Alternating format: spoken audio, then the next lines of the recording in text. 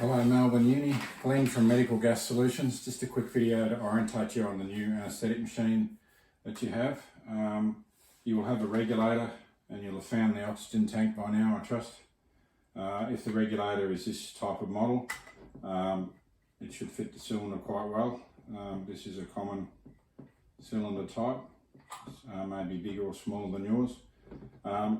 Basically, if it's this model, Comwell regulator, the outlet is not self-sealing. Basically, that means you can't turn the gas on without something on the outlet. Otherwise, you get a heck of a rush of noise and you damage the regulator. And they're $450 a shot, so you don't really want to damage it. This white oxygen line goes in the back of your new machine, which is marked O2 inlet. That just screws on. These white hand wheels are designed for hands, hence the name. There's no tools needed. So you run your oxygen line and screw your hand wheel onto your regulator. The regulator will tell you how much gas you've got when you turn it on. I've got very little, so test one, your one, hopefully be a lot more full than that. I'm still in the red, but for this purpose it shouldn't be a problem. The machine itself, once you've turned the gas on, this is your flow control that you're going to be using to control the flow to the rodents or the research animals. That's your oxygen flow. So it's no different than what you've been doing. 0 to 0.1, 0.2, 0.3, 0.4, 0.5, and so on through to 1, 1.5 litre, 2 litre, 3 litre, 4, right up to 10 litres. And if you keep going, it'll go to an uncontrolled amount, which will be over 10. When you're turning it off, don't be heavy-handed. Just once the bobbins hit the white stop and it's not spinning, it's off. Don't keep going because you damage it. If you damage it, it's extremely hard to repair. Isoflurane canister, yours may not be grey. You've got your key filler. Fill it in the top and put the bung plug back once you've filled it. Fill it up to the sight window. I'm not going to go right into that. You should be doing all that already. It's no different than what you've been doing. In fact, the whole machine is no different than what you've been doing from what I can see. O2 flush, spring-loaded flush button. If you're flushing into the animal with no side relief, directly into the animal with no side relief of oxygen scavenge or a valve, you will blow the animal to pieces and kill it, no question. This is quite strong. It's spring-loaded. Occasionally we get them, not very often, occasionally they jam down. If that happens, you can undo the little nut there just slightly, just a mil or two, a little captive nut there. With a shifting spanner, any spanner you find at Bunnings, any little shifting spanner, and that'll stop that happening. But they're mass produced, but it doesn't happen too often, but occasionally we get that. This mounting here is for a canister for CO2 absorption for an over 10 kilo animal, and being the uni doing research, it's probably never going to be doing over 10 kilo animals, but this is a companion animal veterinary clinic machine. This is a drip tray, that's all it is. It's a drip tray in case you spill the agent, to stop the agent marking the aluminium. Where do you plug your circuits in? I haven't sold you circuits because you've got your own stuff that you make up for rodents and so on. Or you're going to go to Sound Veterinary or AAS, which I've given Axel the details for if you want rodent circuitry. I just don't sell rodent circuitry. The common size in veterinary is 15 mil. The other common size is 22 mil. This is the animal. 15 and 22. They will fit into each other because that's a 15 male and that's a 22 male. So the common sizes are 15 and 22. It's just a matter of whether it's 15 male or female and 22 male or female. But this is always going to be the same. It's always going to be ready to accept a 15 male, and bang, in it goes. Some of the circuitry I saw at the lab has 15 male on the end. You've been used to that. So it goes straight in here, and then you dial up and dial your percentage of isoflurane mixed with the oxygen to go into the circuitry, or into a tube that goes into a knockdown or induction box, which I also saw you had a Perspex induction box there. So that goes in there. So handles to move and carry it. This is designed for quite a lot of kilos, over 20 of monitoring bits and pieces. Non-marking rubber feet underneath. So mix your oxygen and your ISO to keep them under. To bring them out, obviously you back off the ISO and whatever. To resus them, just oxygen only. That's basically it.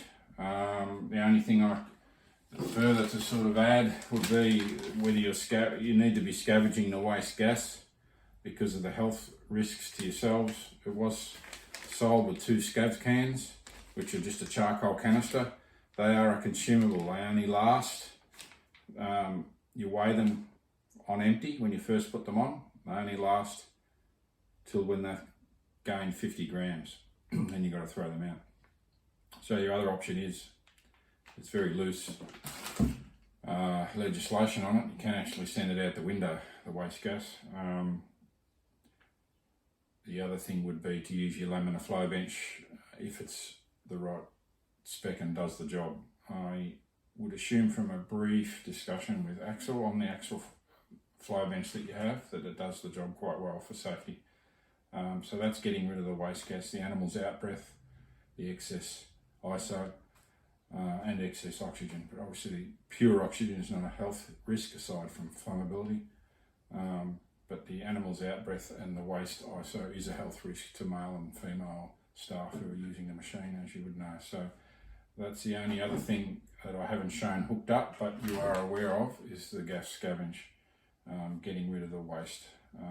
I've seen the induction box has a scavenge line, and some of your circuitry I think has that as well.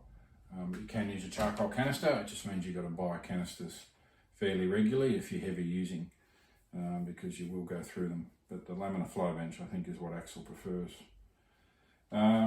So with the only other thing I can suggest quickly is you can do a leak test on this machine to make sure it's not leaking oxygen if you find you're buying it a lot or you suspect a leak.